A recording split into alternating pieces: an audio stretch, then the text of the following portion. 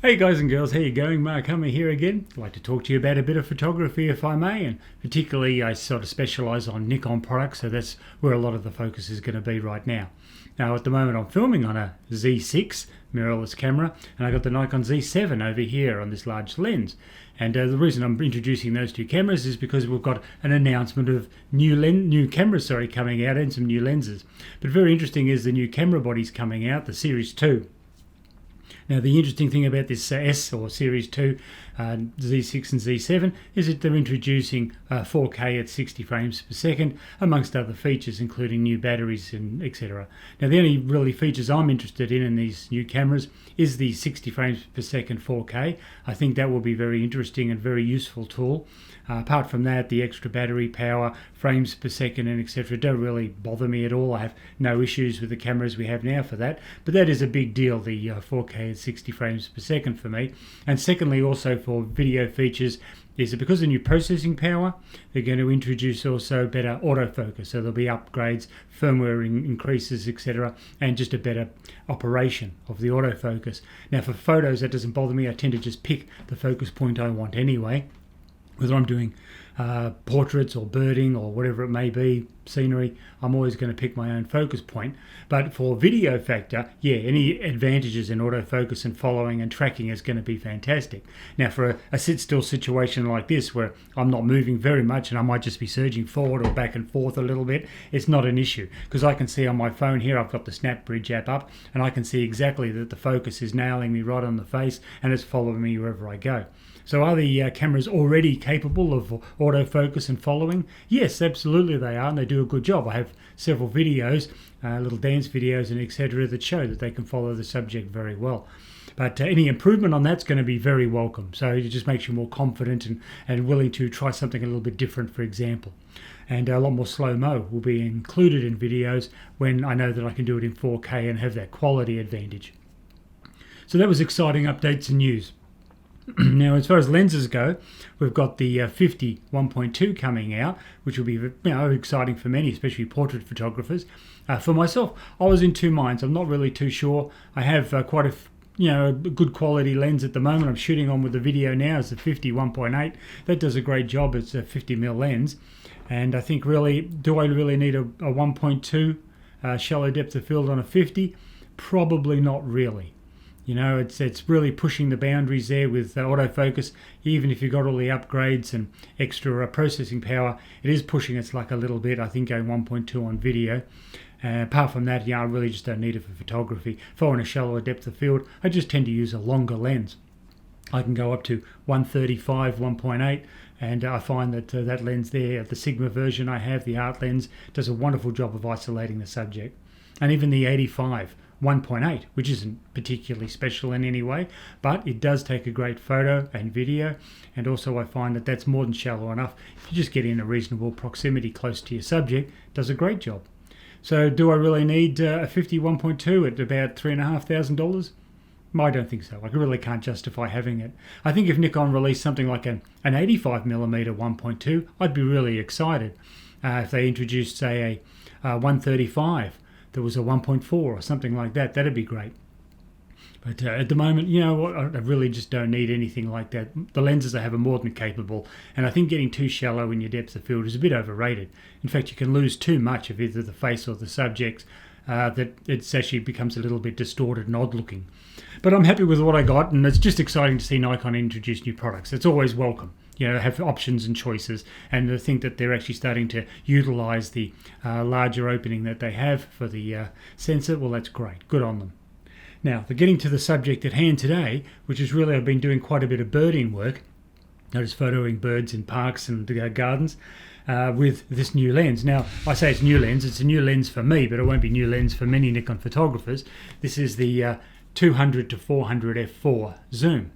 Now, it's I find it a very good lens. It actually does a great job of what it's designed for, and let's face it, Z-mount has no big lenses at the moment, so right now I'm very happy to be able to utilize this with the FTZ adapter on the mirrorless system, and the autofocusing and everything works really well. But I just thought I'd point out a few things. I've been using this for some time now. I've had multiple outings, and I wanted to share some experiences I've noticed with using it.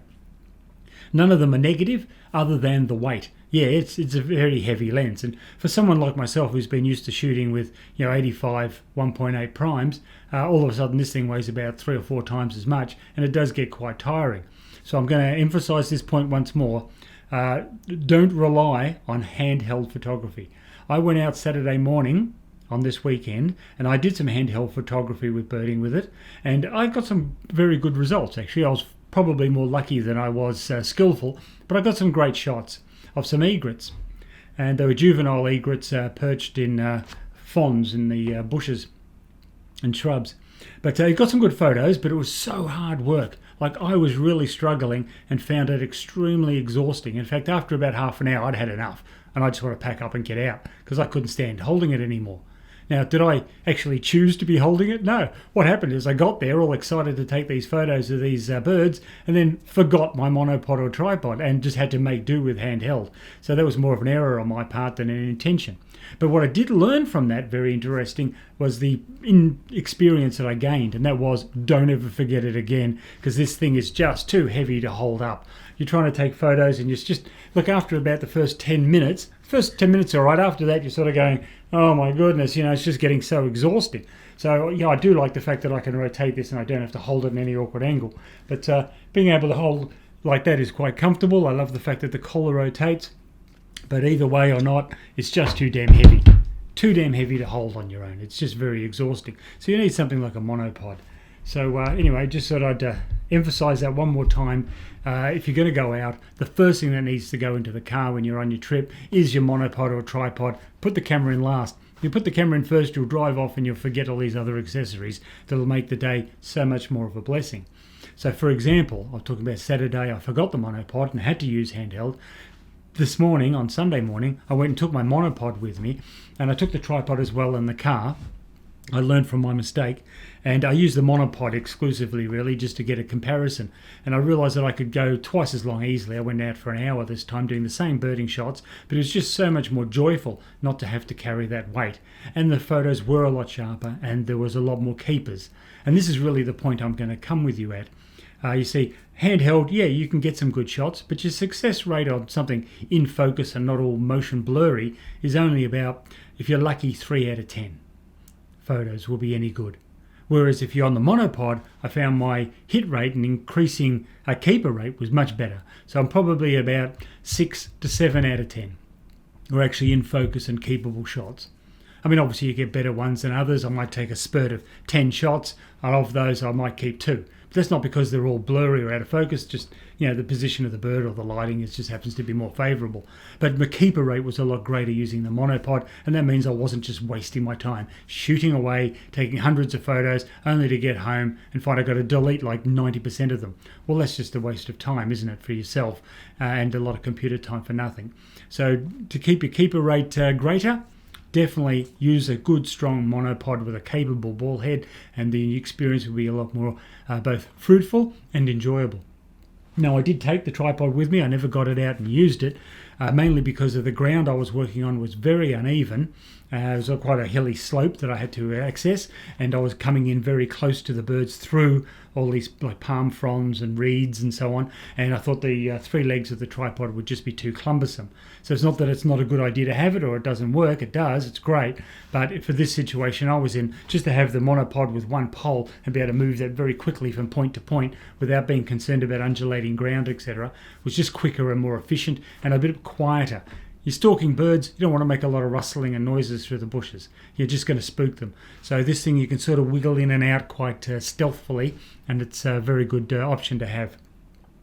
Now, I'd love to use the tripod, but that just wasn't the application for it. And there will be other times when I can show you through the advantages of having used the tripod and just how much sharper and cleaner the images are. So that's one aspect I wanted to discuss. The other thing with this lens, getting back to this lens at hand actually, is a very interesting feature in it, and I want to talk to you about that. And I'll just tilt this camera in it so you can see what I'm talking about.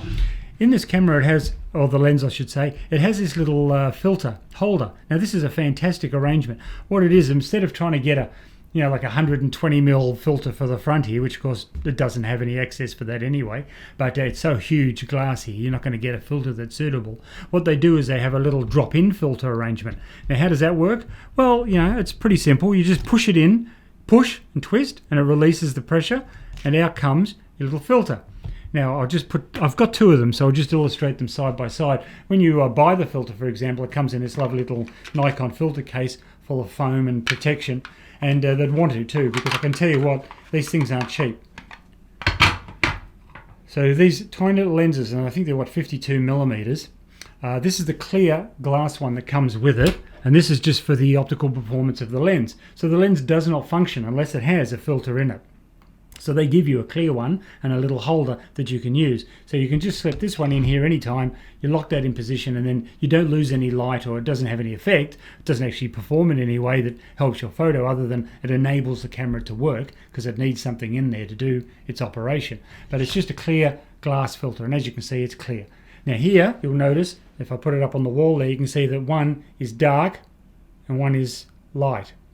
And what's the point of that? Well, the one with the filtration in it, which is this one here, is actually a polarizing filter. Now, I ordered and paid for this one separately, and this little 52mm filter was over $300. Yeah, so you get the filter and you get the holder in one kit from Nikon. Over $300 for this filter. Don't drop it. Don't break it. You buy one, you keep it in that case and look after it, or keep it in the lens. But this is actually a circular polarizing filter, and it has a great little setup. It has a little wheel. Now, I'm hoping you can pick that up, but the little wheel on the end there, you just rotate that and it's circling the polarizer around. You may or may not be able to see any effect. Just trying to get this in the right position for you. But as I turn it around, it does lighten and does darken slightly, as a circular polarizer should. So again, you just slip that in there. It has arrows to show you which way around it goes. Push and lock, and there it's in. And now, as you're on the fly with the camera and doing your settings and wheel motions, you can also use this wheel motion to get your perfect polarizing setup. Now, is that essential in any way? No. Can you use Lightroom and other photo processing trickery to get rid of the excess highlights and glare? Yeah, you can, but it just makes it so much nicer when you have the polarizer. It enhances the colors, makes the blues more blue and the greens more vibrant, but also, you know, it reduces so much of that glare, especially if you're shooting like birding. Birding, usually it's in a location where they're perched somewhere and your backdrop is actually the sky, which is going to be very harsh with highlights. And if it's not the sky, it's the water, and you get all that water reflection. So I find that the polarizer is the perfect choice to have as a filter on this sort of a camera rig. So this lens comes with that option. Yes, it's expensive. I know it's a lot of money to outlay, but if you're going to outlay thousands of dollars on the lens anyway, what's another couple $100 to get it right and get a full kit and be able to actually utilize it to its full potential? So I did want to really talk you through this filtration system that you need to. This will come with the lens, but buy the optional polarizer as well, particularly if you're doing waterborne or blue sky background bird photography example. You're going to need it, or at least you're going to benefit from having it. And I found it a real blessing that it was so much less modification I needed to do in my post-processing because I had the polarizer. It just backed off a lot of hassle. And on photos, that's one thing.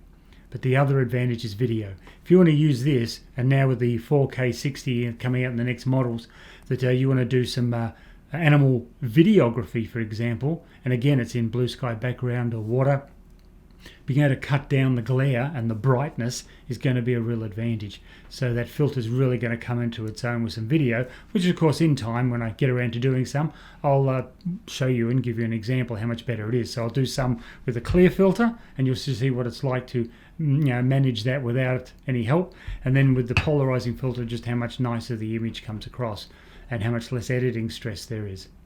So I'll run you through that when I got the opportunity in the near future. Now, the other thing I would like to talk to you about today, excuse me while I just straighten that up because I know it does look a little odd when it's crooked. There we go, so put that to the side. And another thing I noticed when I was out taking these photos was I had a dirty sensor.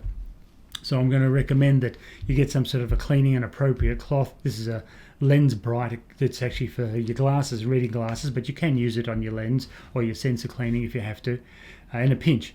Now I take this with me, and what that means is it's small and compact, doesn't take any space in your camera bag. But when I look through the viewfinder and I see spots everywhere, I don't have to just keep pushing through it and then trying to edit them out later in post. What I can do is you pull the lens and the camera apart from each other, give them a clean, and make sure everything's spotless before you start taking all your photos. If you don't bring something like this with you, either in your car or in your camera bag, you're going to be in all sorts of grief when you get out on site and you realize that you've got either a dirty sensor or a lens and you can't clean it up, and all the photos are going to look like mud and a mess.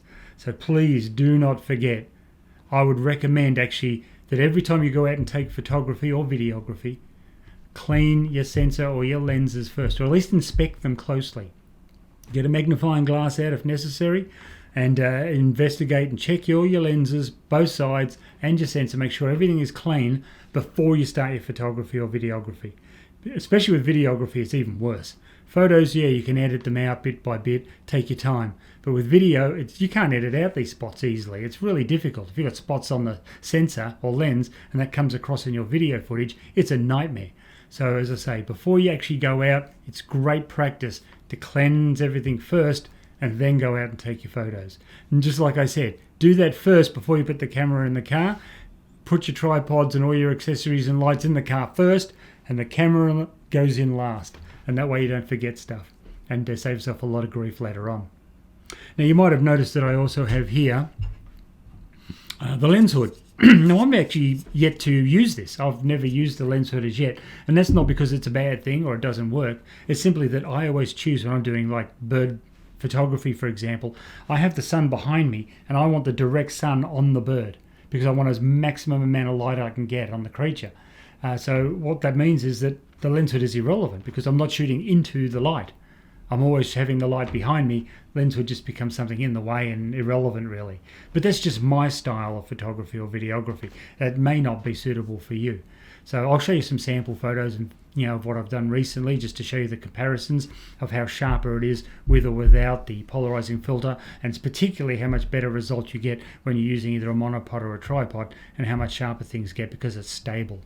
You can easily fall into the trap of relying on the image stabilization, and the image stabilization is actually pretty good in harmony with something like a monopod, but on your own handheld, forget it. It doesn't matter how good the image stabilization is, you're going to lose more photos than you keep because it's just heavy and awkward, and it's your physical limitations to hold it steady. It's no fault of yours. It's not like a lack of skill set. It's damn heavy and difficult. So make it easy on yourself and bring the right accessories along so you can have a really fun and enjoyable experience.